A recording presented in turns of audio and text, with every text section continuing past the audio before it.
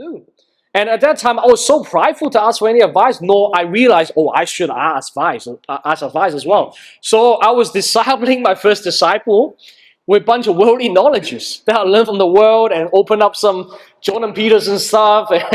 And then I did my best, but it was not very effective. And I was not really helping him to change. And later on, I just lost patience. And I was like, why is it so hard for him to not do this? Why is it so hard for him to keep a job? But back then, he was around like 20, 21, 22. That was the age that is supposed to lose some jobs, make some mistakes. Like that's supposed to age that you should not be able to keep a job. And you need to teach, you need to be taught how to keep a job, have patience with them, pray for them. But as me, I didn't really learn to apply the scripture as a discipler, which cast all the things that I was anxious about, frustrated about, in thanksgiving to God. Right? I pray, I did pray, but I wasn't really, thanksgiving. And this is what discipling is supposed to be. 1 Thessalonians chapter 2, verse 7 to 12. Instead, we were like young children among you, just as a nursing mother cares for her children, so we care for you. You are witnesses, and so is God, of how holy, righteous, and blameless we were among you who believed. For you know that we dealt with each of you as a father deals with his own children, encouraging, comforting, and urging you to live lives worthy of God. Can someone help? Do you have notes, James? Can someone help James to get notes? Yeah. Here's is like the Apostle Paul. That's how he discipled like a spiritual parent. He's saying, hey, discipling people is like you got to be gentle as a mom, but also as challenging as a father. But me, I couldn't get it. I always fall into the one extreme. I just like, okay, be a challenging father. But you got to do both. That's the art. Acts 2, 32-47. They devoted themselves to the apostles' teaching and to fellowship, to the breaking of bread and to prayer. Every day they continued to meet together. They broke bread in their homes and ate together with glad and sincere hearts. So the key insight here is that the early disciples didn't just learn about Jesus. They were being taught to live like Jesus. Right? And information doesn't really change lives. It's just like you go to a university, right? You can go to every single lecture, but you still can fail the exam when you don't really apply it, when you don't do your assignment. Point number 1, root first, fruit later.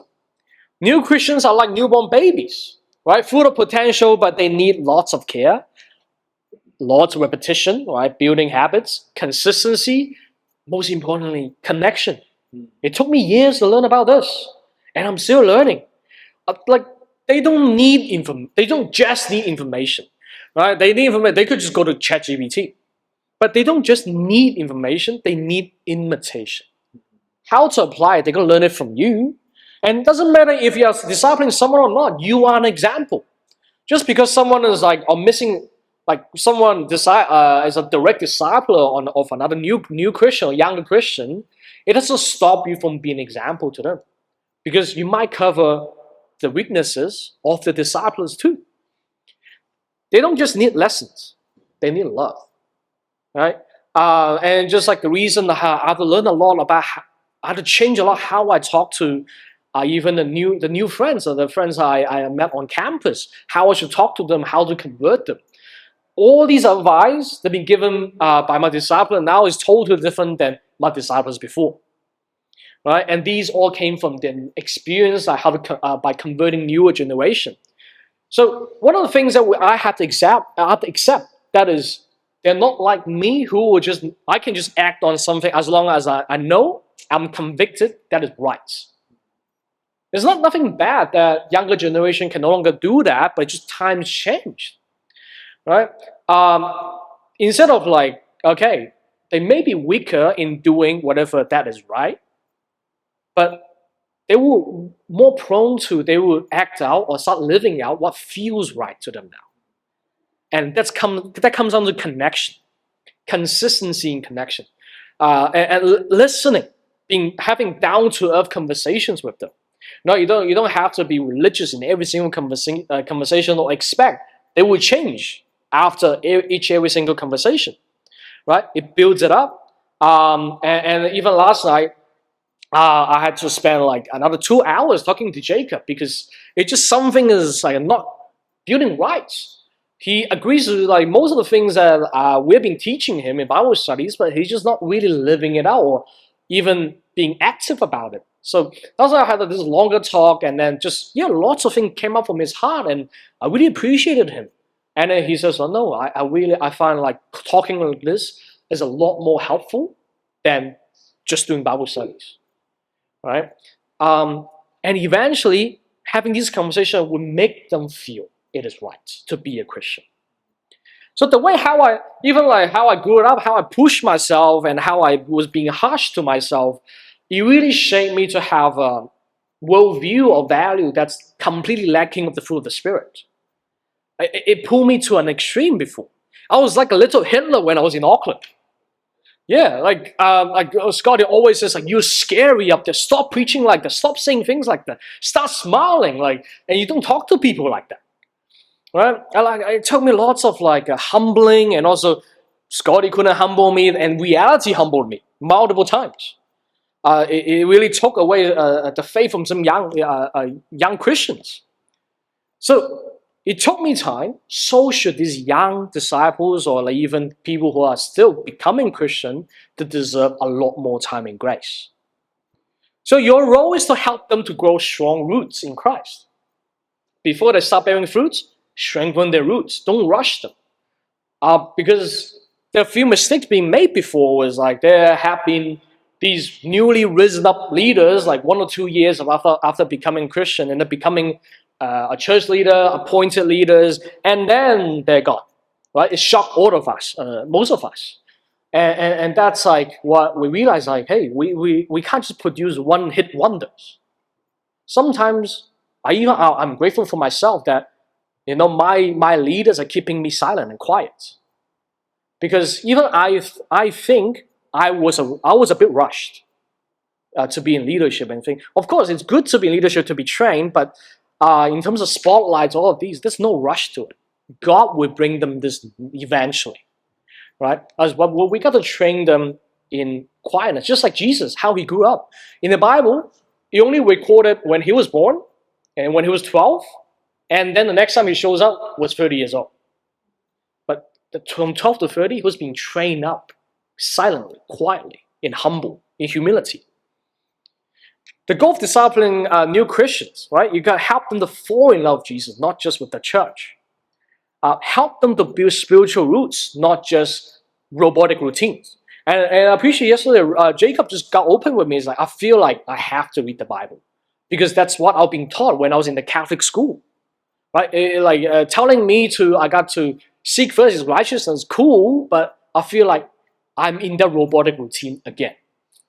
So it wasn't really inspiring. Oh, okay, now I know how to help you now. Help them to learn how to talk with God on their own, step by step. Like 5 minutes this time, 6 minutes next time. And even when you pray with them, it's not about like a performative prayer. Sometimes when I was younger as a Christian, I do this. When I was helping people to pray, I tried to pray like I tried to be as spiritual as I could. But it wasn't really coming out from my heart. I wasn't really honest about what I feel and what I think in my heart. But sometimes you just have to even have an emotional prayer with God next to the person who studied the Bible with you, and they're going to know, whoa, like that's relieving. Like if I could do this every single day, I'm happy to be a Christian. So, and there's 3 stages. Stage 1. Stage 1 has 3 core habits to build. Right? Stage 1 is about building spiritual roots. First, daily quiet time. Second, daily prayer life. Third, evangelism habit. Which all these 3 things require us to take them to do it together. But by doing this, not through coercion or through we got to be sensitive when people will hesitate, showing hesitation. Like there's a time before, for people like me, okay, you can be forceful with me. Get me out, challenge me. But you got to know a person, I think the first focus we're going to do nowadays is to know the person first. So when they show hesitation, you know they actually can't really handle it. So, and then you could ask questions. Okay, maybe let's not do this. Like, I feel like there's some conflict there. Like there's a block there. Okay? Can we talk? All right. Stage 2, friendship. We're gonna build a lot of fun and connection, and that's like something that I discussed with James as well on our tea time, like just this past week. And then, as usual, I treat him as my little advisor there. And so I asked him, hey, like, what do you feel about like my leadership, right? Or what do you think I can improve on? And then he says like, something that I can observe, and then even I personally could feel that is you plan too much, right? And I was like, what do you mean? Like, it's like even fun times will feel like it's being planned. It's like a slot that it's like we got to tick it off. It's like something in our weekly schedule. Maybe you'll have to. It'll be maybe convenient for some individual, but as an overall, and when I observe, okay, yeah, then how can I be smooth about it, right? So I got to starting to understand. Hey, actually, how to be smooth with connection, right? And that's something that I need to rely on other people to help me as well. But understanding that is very important, because I can't really help you to enjoy Christianity when I didn't know about it. So why it matters, when new Christians don't fall away because of doctrine, they fall away because of lacking of connection and friendship. Right? That's why people can go to a church, come and go nowadays. They just feel like, oh, I'm just attending a church. I just walk in the building, listen to the service, and then I'm gone. Right? That's why they feel like it doesn't matter which church I go to. That's why they need consistent, relational, joyful discipling. Man, it's a big challenge for me. Back then, I just in my discipling time, it's always about ticking boxes, make sure they're on top of the quiet times, they're getting the challenges that I've given them, make sure they have done that. Then that's a good D time for me. But no, it's not. Stage number 3, practical training for new Christians. Follow Bible studies, right? But yes, we do have a series of like Bible follow-up studies, but you don't really have to make it so serious as like, it's a formal setting of Bible study. You could do it either during or around your fun times together. You can do it having coffee together, like a chat, right? Just like how, let's say you have a walk with your dad, right? He will just walk and ask you some deep questions and just teach you something as you walk with him. But you could do that too. Keep the lessons simple, personal, and practical. So even before how I did this follow-up studies, how being taught to do it, it's expired. We did it like from head to toe, word by word. We're being told to just trust and obey the teachings.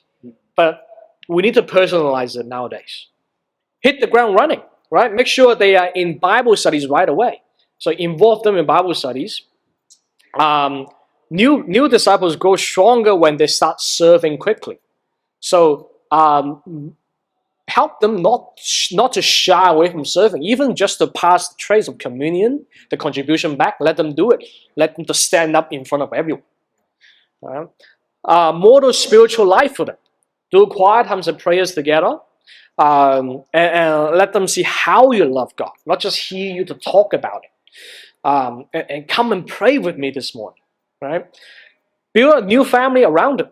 Bring other brothers and sisters with you during hangouts, like and to create new friendship fast. Like if you guys are all struggling on the same thing, right? Fast together, right? Create like a new fasting challenge. I'm gonna fast on this. You're gonna fast on that. Let's hold each other accountable.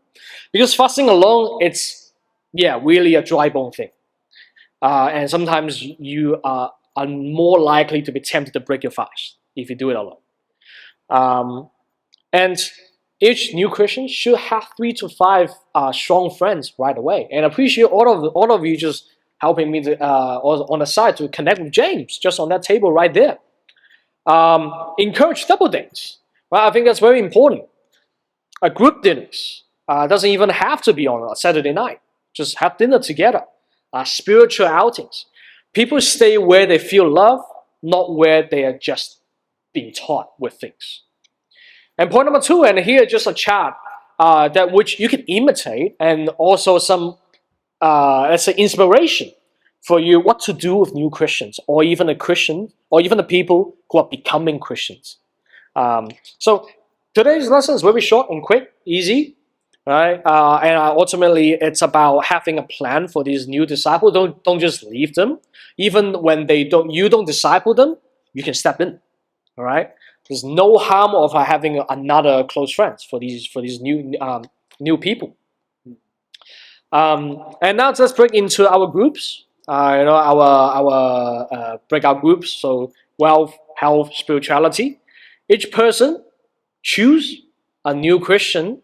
It can be an actual new Christian, or it could be hypothetical, right? Answer these questions. What are the top 3 spiritual needs right now? Which of the 3 habits, quiet time, prayer, evangelism, do they need most help with? How would you build friendship and fun into your discipling relationship? What 3 specific things will you do this week to strengthen their roots? Maybe you can even use yourself as a new disciple, right? And then share your top takeaway with your own group, okay? In conclusion, disciples don't grow by accident, they grow by attention. Well, a tree without roots falls in the wind.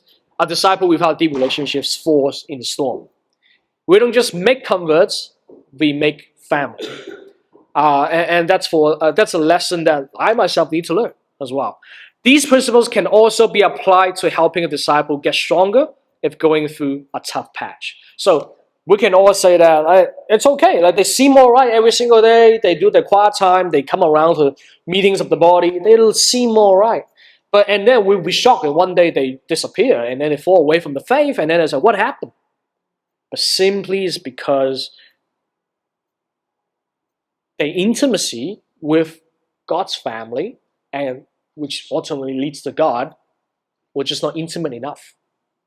So let's break out having this have this war game. All right, play a bit of war game with this create this imaginary disciple, or even make yourselves a new disciple, and then basically help yourself to become mature. All right, okay, and now let's break into our breakout groups.